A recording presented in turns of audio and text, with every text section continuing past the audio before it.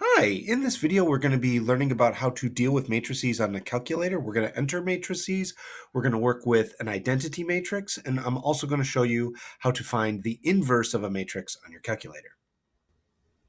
On the screen here are the two matrices that I'm going to be working with for a little bit, and I've got my directions up. This is my emulator I'm using for the calculator. I'm doing this on an 84 plus. This will work on other versions of TI, but there might be some slight variations, so you can Google around to see what's going on if the button process isn't exactly the same on your calculator. So the first thing I need to do is press second and then this inverse button so I can get to this matrix thing. So I'm going to go second and then this inverse button. I need to press the right arrow to go over to edit because I want to edit matrix A so I can put in these numbers. So I'm going to press the over button 2 times, 1, 2, so I can get over to the edit, which looks the same. And I want to edit matrix A. So I'm going to hit enter. So that's the matrix I have picked. I have a 2 by 2 matrix. So I would type in a 2 and then another 2. So now I'm going to type in the numbers to my matrix. So I have 5, so I'm going to press 5 and then hit enter, and then it's going to move across the top row. So my next number is -7, so I'm going to type -7, hit enter, and then it moves down into the next row automatically for me. So I'm going to type in that -3, enter, and then that 9 and enter. So boom, already done, got my matrix typed into that calculator. If I wanted to get out of here, I would press second and then mode to quit out. But I'm not done, so I'm going to go right back in and I'm going to type in matrix B here. So once again, I am going to press second and then the X to the -1 button that has matrix written right above it.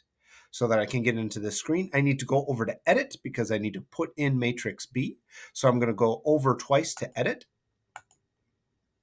And you can see matrix A is still sitting there, so I know I got a 2 by 2 matrix. That's the same one I had before. But now I'm going to go down to option 2. You can also press the 2 button to get into that thing. We've got a 2 by 2 matrix again, so I'm going to press 2, enter, 2, enter. So I've got my nice 2 by 2 matrix, and I'm going to type in my numbers. So I've got -3 as my first number, enter, 11 as my second number, enter, and then it moves down to the bottom row. So I got -4, enter, and then 2, enter. So now I've got matrix B filled in. Now this makes it really easy for me to do operations with these matrices. Woo! So if I wanted to add these two matrices together, I would quit out. So second, quit. Well, I'm just in my regular calculator screen. I want to add those two matrices together. I would press second matrix. I wouldn't go over to edit this time. I want to use matrix A. So I'm just going to hit enter. So I can see I've got matrix A there. I can then add it. So I'll hit the plus to matrix B, and I'd go over second matrix, and I want matrix B. You can go down to 2. I'm going to press number 2 to say I want to select the second matrix B. I'd hit enter, and then boom, those are my two matrices added together. I could kind of do a quick check. 5 plus -3, yeah, that's 2. 9 plus 2, yeah, that's 11. My calculator calculated that for me. Thanks, calculator. So now I've got that figured out. If I wanted to multiply is a big pain with matrices, not a pain with the calculator. If I wanted to multiply those together, I would press second matrix. So second inverse, choose matrix 1.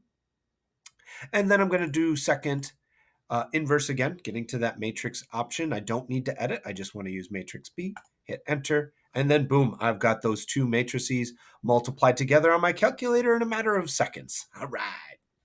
Now, a quick review. The identity is something that does not change something's value. So if we're trying to add stuff and we don't want things to change, we add 0 because 2 plus 0 is still 2. In multiplication, if we're trying to multiply numbers together and not change them, we multiply by a 1. So that does not change things. Now, matrices are a bit of a mixture. There's some additioning happening and there's some multiplication happening. So an identity of a matrix actually uses both ones and zeros, and it makes this really neat orientation that looks like this. It has a mixture of ones and zeros. The important thing is that we have a diagonal of ones, and then everything else is 0. So on my calculator, I actually prepared an inverse matrix. I made it option C. So I'm going to second matrix, and I'll show you that matrix option matrix C. I made that identity matrix. Now watch what happens if I multiply A times that identity matrix. So if I go matrix A from before, and I do that identity matrix C, I get the same matrix. So I get that same matrix A back. So this identity matrix does not change the value of A when I multiply those two things together. If we had a larger matrix, let's say a 3 by 3 matrix, we can still make an identity by making a diagonal of zeros through that 3 by 3 matrix, and then everything else is zeros. So we can check that on our calculator. If we go into our second matrix, I'd like to put this as option D. So I'm going to go over to edit, choose option 4D, and I need to make this a 3 by 3 matrix. Now I made this nice and easy, so it's just 1, 2, 3, 4, 5, 6. So it's just going to be 1, enter, 2, enter, 3, enter, 4, enter, 5, enter, 6, enter, 7, enter, 8, enter, 9, enter. So I've got my nice 3 by 3 matrix. I want to make this identity matrix. I'm going to put that in option E. So I'll go second matrix. I'm going to put that as number 5. So I'm going to go over to edit and then choose option 5. Make sure you're editing things in edit. I would like this to also be a 3 by 3 matrix. Now, fortunately, it already fills it in with zeros, so I just need the ones. So I'm going to hit 1 here, and then I'm just going to go down and hit another 1 in there, and then go down 1 more. So I've got that nice diagonal of ones, and everybody else is 0. So now I can check to see what happens when I multiply these together. If I do matrix D, so second matrix D, so that's option 4. And I'm going to do second matrix E for that identity. And when I multiply these together, oh, look, I got exactly that same thing. So that identity matrix does not change the value of my matrix. Something to note about identity matrices, they are always square. So they're 2 by 2, 3 by 3, 30 by 30. They're always a square matrix, and they always have that diagonal of ones going from the upper left-hand corner to the lower right-hand corner, and then everything else is zeros. That's how you can spot an identity matrix. Now, an inverse for addition and multiplication is something that creates the identity. So we somehow need to create the identity for addition, so 0, or something that creates the identity for multiplication, so 1. In terms of addition, we call that an opposite. So -2. 2 and -2, those are opposites to create that identity of 0. So 2 and -2 are additive inverses. Same thing happens with products. So 2 times a half, those are reciprocals. They are multiplicative inverses because they create that identity of 1, which is the identity in terms of multiplication. Now, we want to also be able to find an inverse of a matrix. So some way that we can combine two matrices together to create that identity matrix. There's a way to do that by hand, but we've got a calculator to help us out with that. So let's go back to matrix A, and we're going to use matrix A to find an inverse, and it's so easy. So what we're going to do, I've got a new matrix A, so I'm going to put that in. So I'm going to go second matrix. I'm going to go over to edit, over, and I want to choose matrix A. I've got an old matrix in there, but I don't want that one anymore. I want a new one. I want to keep this 2 by 2. And then I need to type in my new number. So I got 3, enter, 8, enter, 2, enter, and 5, enter. So that's my new matrix. So I'm going to quit out of that. And then I'm going to type in that inverse symbol. So I just need to choose matrix again. So second matrix. I want to choose matrix A again. And that same button that I use to get into the matrix menu is the inverse button. So if I press this same button to get into the matrix menu, it gives me that little -1 exponent, which is the mathematical symbol for an inverse. So this will tell me the inverse of matrix A.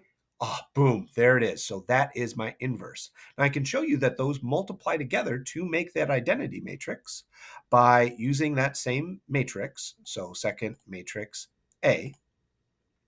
We're going to multiply it by its inverse. So second matrix. With no reason to type it in, we could just have the calculator figure it out again. So here I'm doing matrix A times A's inverse. Oh, that's an identity matrix. All right. So the inverse matrix of A is all of this stuff. Now this does come into cause some trouble sometime. I'm going to make one more matrix here. I would like to find the inverse of B, and now B is going to be a bit more of a pain. When I go to this matrix, so I'm going to go over to Edit, choose matrix B, and this is the same one that we started with, so 3, -4, 11, and 12. So I'm going to quit out of that, and I want to find the inverse of matrix B, so I'm going to press second matrix, choose option 2, and then do this inverse. Ah!